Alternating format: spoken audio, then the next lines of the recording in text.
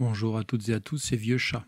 Aujourd'hui, je vais vous présenter Russes et Ukrainiens, les frères inégaux du Moyen Âge à nos jours, par Andreas Capeller. Il s'agit d'un livre d'histoire sur les relations entretenues par les Russes et les Ukrainiens depuis la création de la Cosaquerie, dont se revendique l'histoire ukrainienne jusqu'à nos jours en 2023. Il s'agit de la deuxième édition de ce livre. Celle-ci est préfacée par Denis Eckert, directeur de recherche au CNRS. C'est un ouvrage de vulgarisation tout autant que de recherche académique. Plutôt que de suivre l'évolution de l'Ukraine et de la Russie d'un point de vue purement chronologique, le point de départ de la narration est l'invasion de la Crimée en 2014. En effet, il s'agit là du point de départ de la réflexion. Mais plutôt que de chercher à trouver des causes plus ou moins anciennes aux conflits qui opposent des nations proches, l'auteur raconte la genèse de la nation ukrainienne tout en présentant en parallèle l'évolution de l'Empire russe. Cela permet au lecteur de mieux comprendre quels liens se sont tissés entre ceux qui se revendiquent comme les descendants de la Rousse de Kiev. M. Capeller fait découvrir l'importance d'autres acteurs locaux fondamentaux comme le rôle de la Pologne, jetant une lumière inattendue sur les relations actuelles de celle-ci avec l'Ukraine. La place de la langue russe en Ukraine est aussi étudiée, ainsi que la proportion de Russes y vivant. Bien que le livre suive ensuite une trajectoire essentiellement chronologique, l'auteur se permet de pointer régulièrement ce qui, dans l'histoire de ces deux pays, est aujourd'hui repris dans les discours officiels.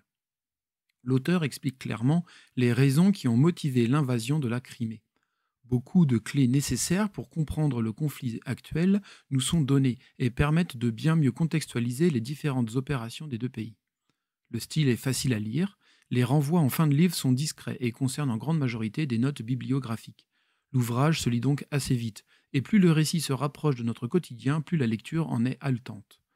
Ce livre a aussi pour effet d'éclairer la manière dont l'URSS a fini par faire place à de multiples nations dont les relations actuelles dépendent toujours en partie de la vision russe sur leur place dans le monde.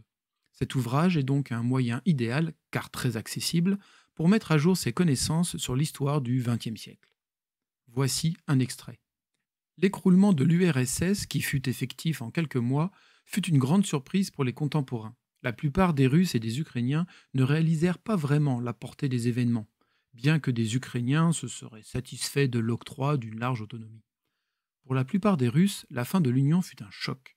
Beaucoup d'entre eux avaient accueilli favorablement le crépuscule du communisme, mais ils s'opposèrent en majorité à l'écroulement de l'État soviétique. Ils considéraient l'État russe soviétique comme leur patrie, dont leur identité et leur loyauté étaient tributaires. De plus, des millions de Russes vivaient en dehors de la Russie.